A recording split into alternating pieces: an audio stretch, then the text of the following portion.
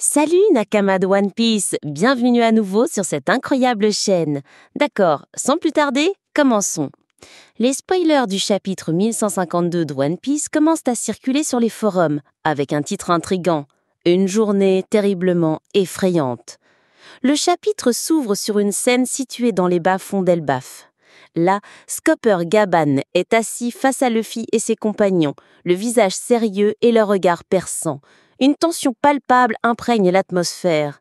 Lorsqu'il révèle un secret majeur, une clé longtemps cachée pour vaincre des ennemis apparemment invincibles, les chevaliers sacrés et l'élite du gouvernement mondial dotés de capacités de régénération exceptionnelles.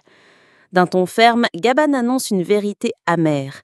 La seule façon de vraiment blesser et d'arrêter la régénération de ces monstres est d'utiliser le Aoshoku Haki à un niveau extrêmement avancé.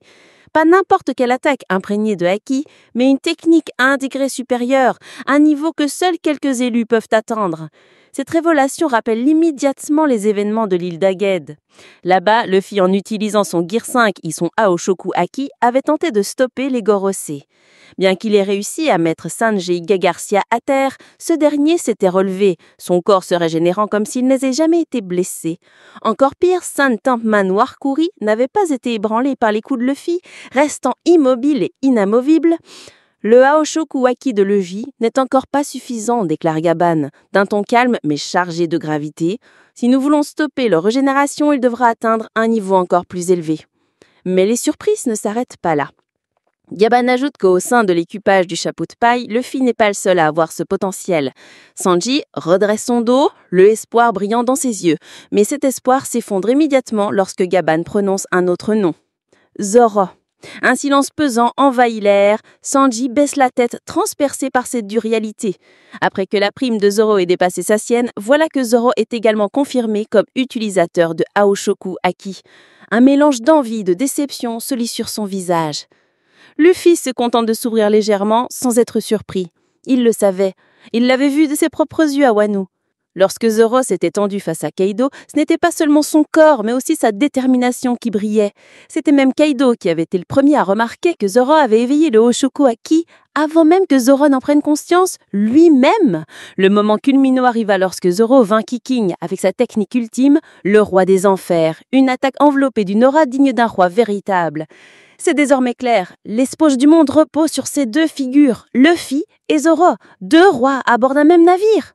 Ils doivent repousser leurs propres limites, gravir des sommets de puissance jamais atteints auparavant s'ils veulent défier les chevaliers sacrés et Imu, qui s'est maintenant emparé du corps de Gonko. Mais au-delà de l'attention portée à Luffy et Zoro, les autres membres de l'équipage ne restaient pas inactifs. Bien qu'ils ne possèdent pas le Aoshoku Haki, ils refusent d'être en fardeau. L'incident sur l'île d'Aged a révélé une autre faiblesse des chevaliers sacrés, les cercles magiques d'où ils apparaissent. Si ces derniers sont forcés de quitter ces zones, leurs corps sont immédiatement aspirés et renvoyés à Morijouz. Sanji, connu non seulement pour sa vitesse et sa puissance, mais aussi pour son intelligence à analyser le champ de bataille, commence à élaborer une stratégie brillante. Déterminé à exploiter cette faille, il planifie une manœuvre brillante pour expulser les chevaliers sacrés loin d'Elbaf, les projetant loin de portée de la magie d'Isiblen et les forçant à battre en retraite. Ce sera sa contribution cruciale, même sans le Aoshoku Haki. Il sait que cette bataille ne repose pas uniquement sur la force brute, mais aussi sur l'ingéniosité. L'atmosphère de la réunion change soudain lorsque la discussion aborde le nom controversé, Loki, le prince d'Elbaf. Ajuridin, un des chefs géants, s'oppose farouchement à toute implication de Loki. Le passé de ce dernier trop sombre, chargé de rancune et de trahison. Mais comme à son habitude, Luffy prend une décision inattendue qui laisse tout le monde sans voix. Il propose à Loki de rejoindre l'équipage du chapeau de paille. Immédiatement, la tension monte. Loki fixe Luffy avec un regard intense, empli de méfiance. Il ne donne aucune réponse immédiate. Sa taille colossale rend cette proposition presque absurde. Même si le Thousand Sunny était modifié, il est difficile d'imaginer Loki naviguer avec eux. Beaucoup pensent que Loki pourrait simplement devenir un allié et non un membre officiel de l'équipage. Cependant, une chose est claire, son immense fierté ne le laissera pas facilement se soumettre à Luffy. Puis Gaban pousse un long soupir. Il sait que le moment est venu de révéler une histoire oubliée, une tragédie qui explique les blessures profondes de Loki. Un flashback commence alors. Elbaf, il y a 14 ans, ce jour-là fut un jour terriblement sombre, le jour de la mort du roi Harald. À cette époque, Gaban et Shanks se trouvaient à Elbaf, témoins des tumultes politiques et les trahisons de près. Dans les ombres du passé apparaît un jeune Loki encore innocent, avec des yeux brûlants de colère et d'idéalisme.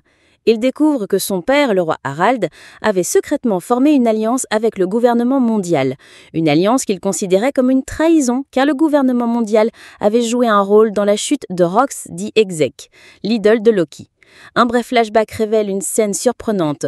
Le jeune Loki avait déjà rencontré Rox the Exec et Edward Newgate, Barbe Blanche, à Elbaf.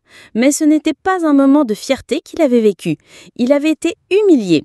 Rox l'avait rejeté, allant jusqu'à le frapper, affirmant que Loki n'était pas digne de se tenir devant lui. Cette blessure, autant physique qu'émotionnelle, laissa une cicatrice indélébile. Dans sa colère et sa confusion, le jeune Loki se rendit un secret au château de Pingina pour demander des explications à son père. Mais ce qu'il trouva fut une tragédie. Le roi Harald était à l'agonie, poignardé par l'un de ses propres subordonnés. Loki n'arriva que pour assister à ses derniers instants. Tragiquement, la mort du roi Harald fut imputée à Loki par les nobles d'Elbaf, un mensonge qui encore aujourd'hui est cru par de nombreux géants. Cette vérité, Loki l'a gardée enfouie dans le plus profond de lui-même pendant des années, comme une braise ardente dans son cœur. Et maintenant, alors que le monde s'effondre, cette braise commence à s'embraser à nouveau. Toujours dans ce sombre flashback à Elbaf, une conversation profonde se déroule entre deux légendes, Shanks et Skopper-Gaban. Ils se tiennent au sommet d'une colline, sous un ciel morne qui semble pleurer la mort du roi Harald.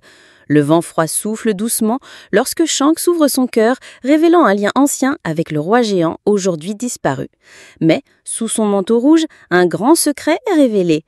Sur le bras gauche que Shanks a perdu, Gaban se souvient d'un symbole mystérieux portant les lettres EB, le même symbole porté par Figarland Garling et les Chevaliers Sacrés, un symbole permettant de traverser les cercles magiques de Marie-Joire. Les yeux de Gaban s'écarquillent.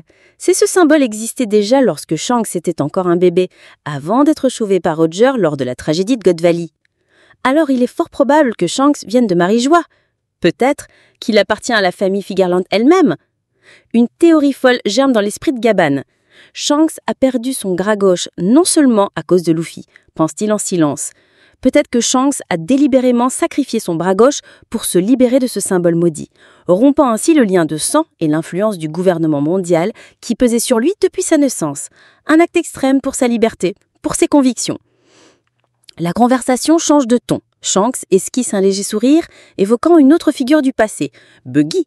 Il raconte qu'après la mort de Roger, il avait tenté de convaincre Buggy de naviguer avec lui.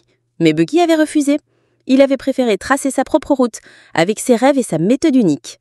Gaban, en entendant cela, laisse échapper un léger rire. « C'est naturel, dit-il d'une voix basse mais pleine de sens, car tu es un enfant destiné. » Une phrase qui n'est pas qu'un simple compliment, mais une allusion au grand destin qui attend Shanks, peut-être même plus grand que celui de Gold Roger.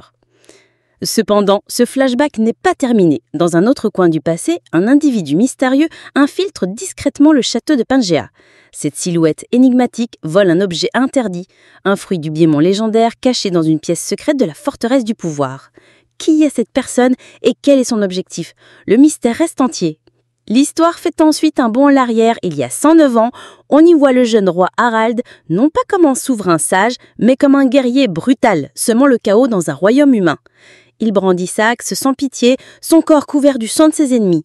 Son visage à cette époque est bien différent de celui du dirigeant respecté d'Elbaf, connu par les générations actuelles. C'est un passé sombre qui montre que même les géants les plus vénérés cachent des actes inexpliqués. Et derrière tout cela, les fils du destin commencent à se tisser. Le passé, l'identité, les trahisons et les convictions, tout convergent vers un seul point, une grande bataille qui ébranlera le monde. D'accord, c'est tout pour ces spoilers, cette fois-ci. À bientôt dans une prochaine vidéo. Merci d'avoir regardé cette vidéo.